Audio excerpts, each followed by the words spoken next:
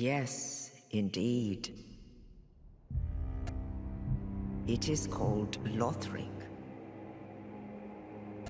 where the transitory lands of the Lords of Cinder converge.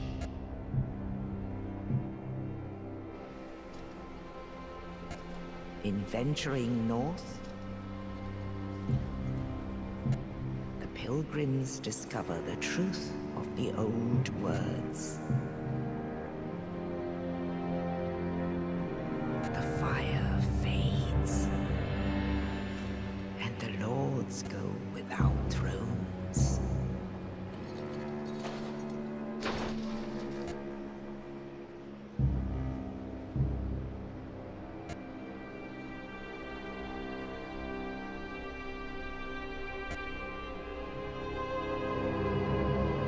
When the link of fire is threatened, the bell tolls, unearthing the old lords of Cinder from their graves.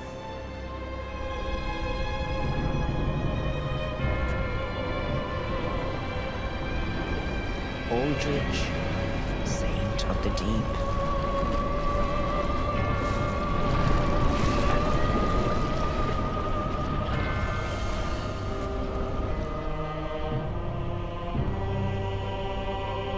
Farron's undead legion, the Abyss Watchers.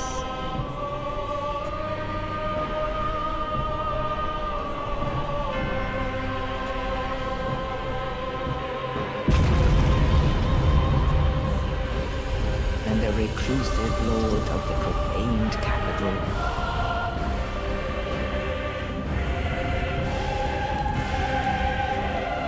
Yon the giant.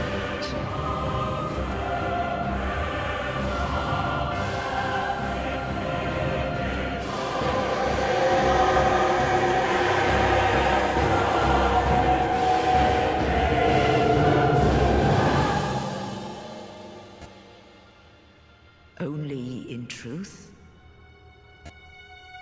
the lords will abandon their thrones.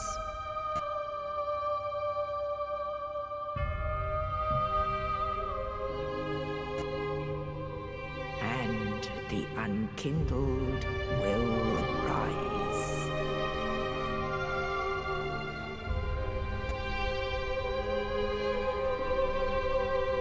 Nameless, accursed undead, unfit even to be Cinder.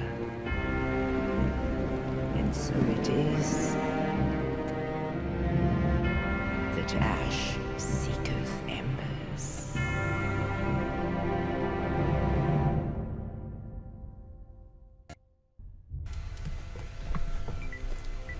Good evening, everybody. My name is Chris, aka Obzver, because Chris is a very common name, and I am here playing Dark Souls with all you fine folks. Now, we just saw the opening cinematics, and you may notice that this is over-voiced because the audio on when I was recording was acting funky, but that doesn't matter. So what we're going through, these are the classes. Here, I was kind of looking up, I'll probably end up picking the Assassin. He has a nice mix between dexterity and intelligence, mainly he can spellcast. So, obviously the knight with all RPG fare is more tanky, bit sturdier. He's gonna have a lot of HP to absorb the hits. Mercenary is a bit higher on the dexterity, but lacks the mage spells of the assassin. If you want to be in and out quick, that's your guy. The warrior, very much like the knight, loses some of its damage or loses some of its defense to focus a bit more on damage. Herald is a little mix between damage and spells. Thief is quick, backstab. All his damage is going to be coming from that little dagger, and I really want to play with him, but eventually we end up choosing the assassin overall. Now this guy, the sorcerer, there are 3 types of spells in this game: intelligent-based spells, faith-based spells, and a pyromancer-based spells, which offhand I do not know exactly what they are based off of, but they have a different style.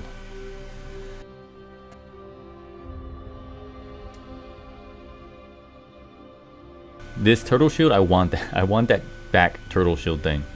I don't know why, I just like it. And then we have the depraved, the naked hobo of the group that is baseline all across.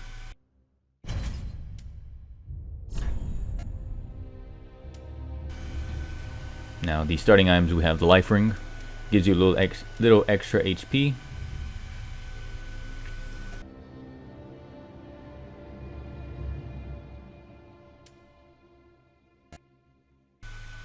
Some divine blessings, fully restores HP and cures ailments.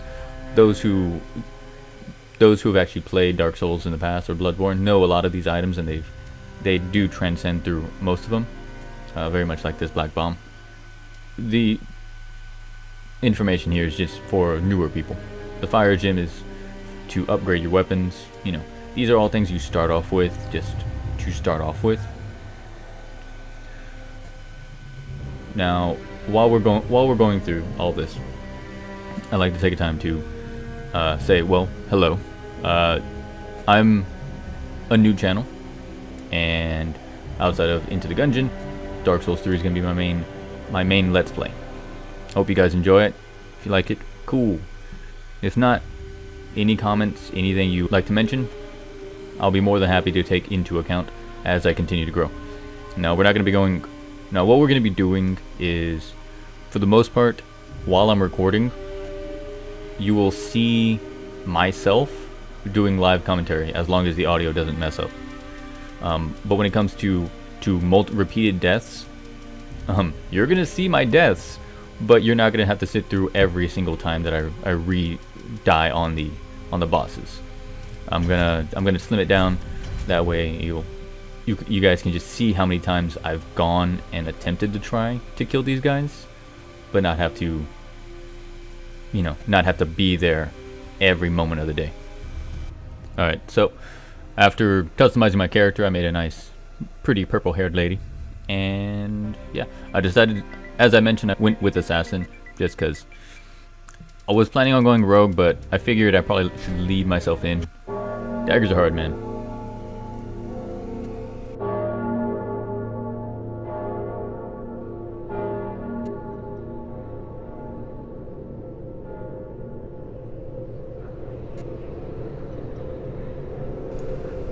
You know, you gotta leave it to FromSoft to kill us before we even start the game.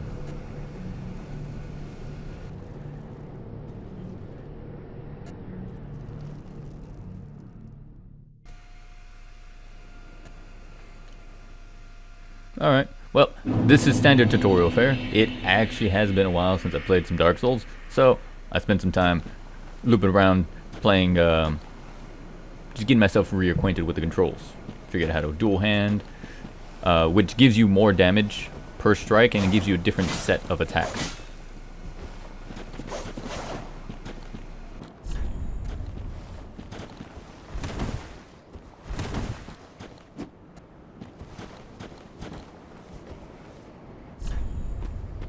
Yeah.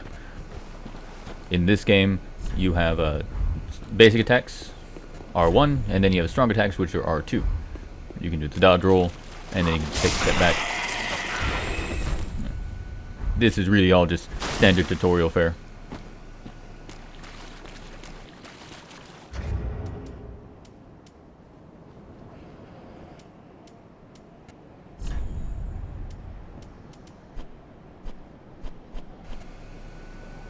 So they have added a more unique set of ways to just house your materials. It's like, cool, spells are in one area, keys are in another, weapons are in one, ranged armor headpieces, whatever, all separated, so you don't have to go through all list of everything you have just to find that one helmet that you may want to use.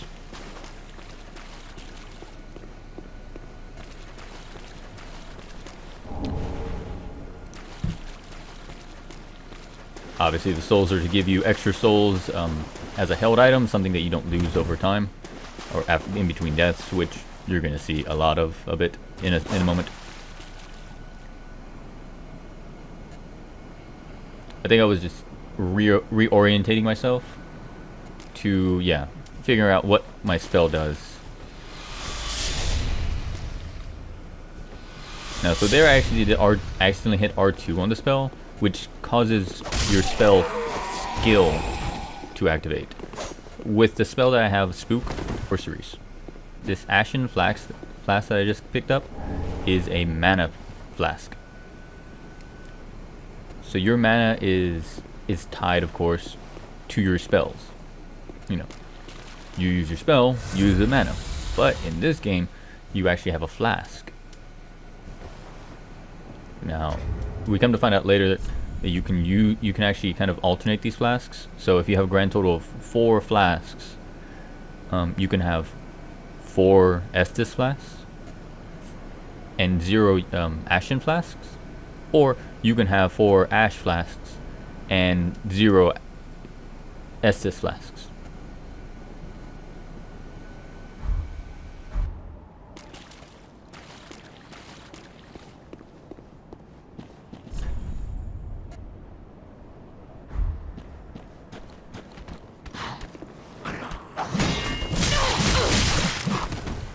Hey man, I want to say the parry timing is different, but it's been so long since I played that it could just be the same.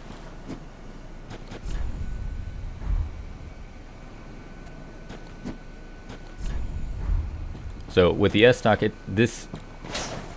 the kick is actually replaced with that little back step. It's good to kind of attack but step away. But I right now it's just not ideal. I completely missed that guy entirely. I'm surprised I didn't get hit.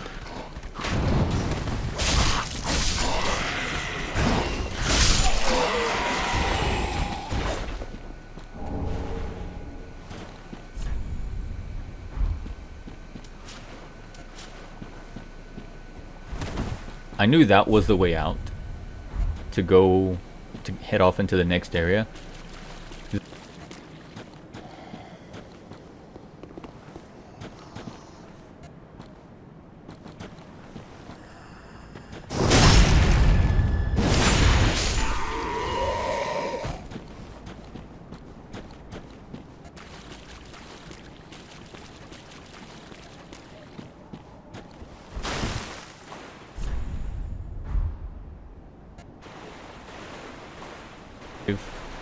It's told me to turn back, so obviously I'm gonna go forward.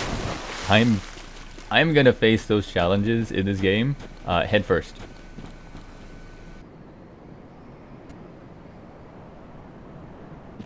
Which I can only assume is a giant ass crystal lizard.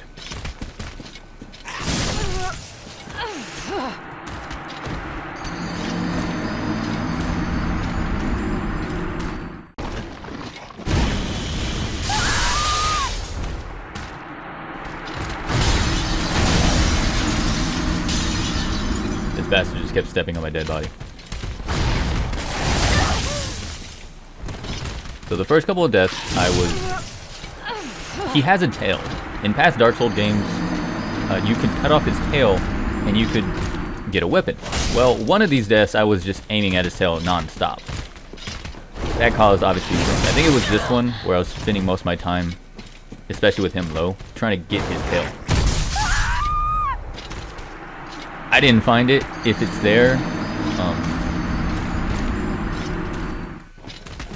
So then I realized that my roll dodge with the invincibility frames was slow. So I took off the pants, took off the helmet, took off the arms, and I take more damage. I can roll however I want, but yeah.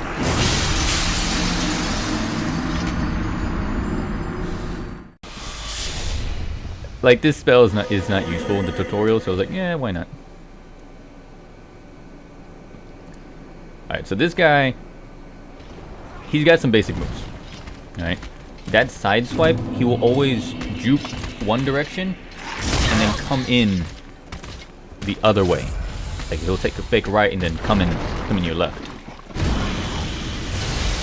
If you're pretty far away from him, he's always gonna do that little jump thing, and the roll. The roll is easy enough to dodge. You just move to the side. The jump thing is, you know, just move to the side or at a diagonal. Now, what really got me on a few of these is that little bite attack he does.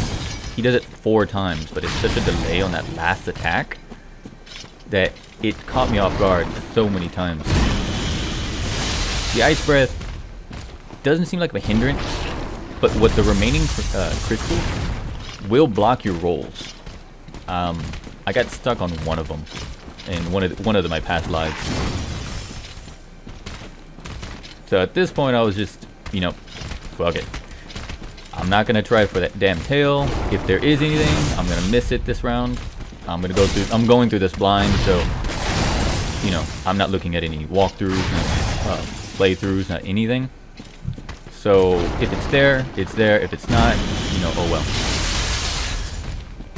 No, I just decided I'm gonna come in, hit him once or twice, and I found that even when dual wielding my weapon, I wasn't actually doing that much more damage, but it was slower attack. So I just decided to run around with using the S-Dog with a one-handed, just to smack him once or twice.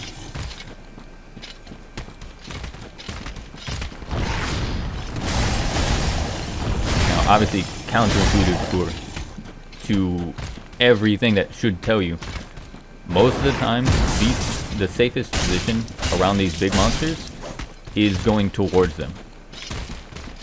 You guys have longer reach than you ever want to figure out, and more often than not, they have a weak side. Now this giant crystal is always, his little side swipe always comes from his right hand, or at least most of the time, from what I saw. So you always kind of want to go to your left if he's going to his right, because he always jukes to his right and then comes in. He goes left, hitting you with his right swipe. So if he ever like kind of jukes in a weird direction, you should just kind of go, you know, head left of him.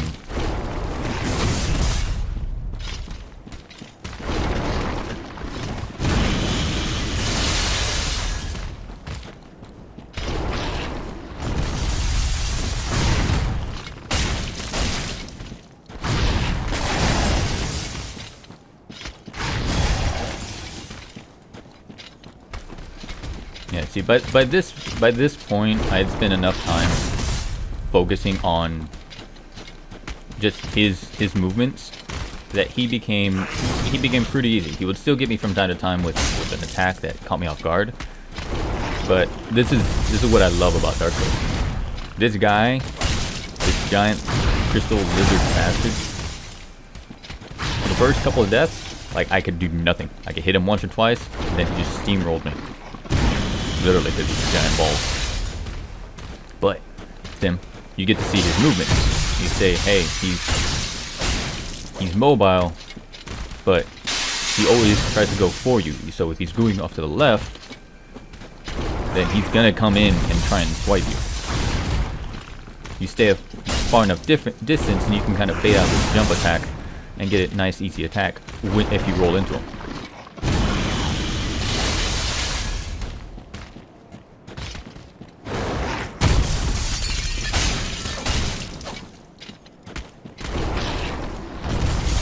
This thing too, as long as he rolls into a wall near you, you're fine to hit him like once or twice, maybe even 3 times if you have a faster weapon.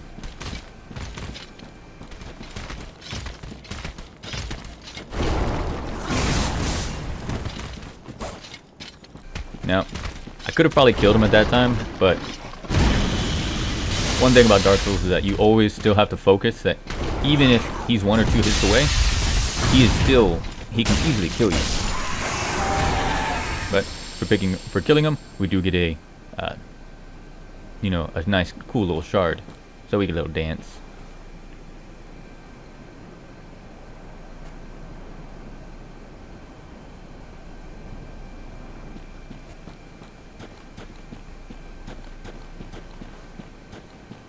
Yeah. Now, also hidden back here is just the Soul of an Unknown Traveler. It's an item that'll allow you to kind of have souls later.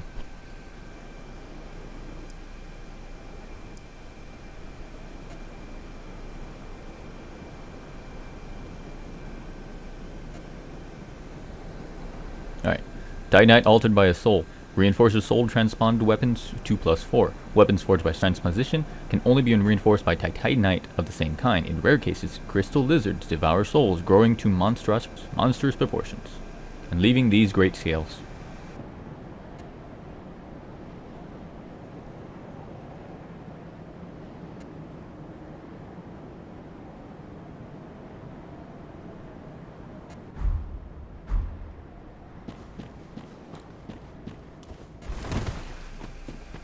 But this is what is always entertaining about Dark Souls. This game does not hold your hand.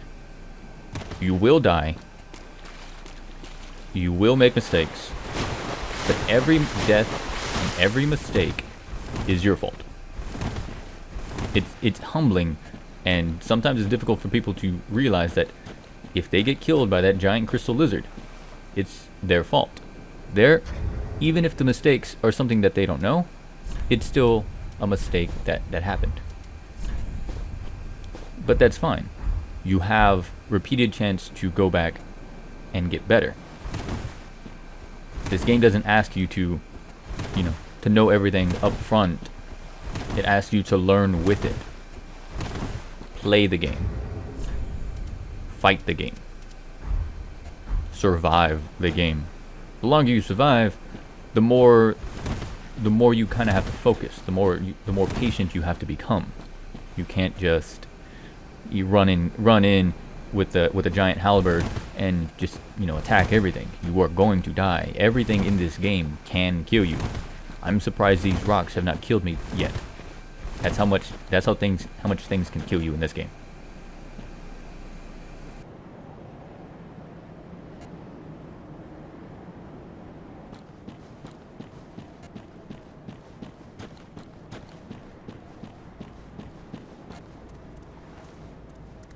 So here we see some places that, one, where we came from, and obviously, two, where we're going to head to go. Now, there are some people who say these types of games can be unfair. But look, I can see people ahead of me. Alright? I can see places where I will go. Not the mountain so much, but everywhere else. I can see where I'm going to go. That person down there, right next to my sword, he's going to attack me. There's obviously a guy over there, and right now I can see 3 people on the screen. Alright, are these the only 3 people? Very unlikely. There's always going to be traps. There's always going to be everything. This is the end of the first episode. Thank you for joining me, and of course, we'll see you around next time. This has been Chris, aka Obzver.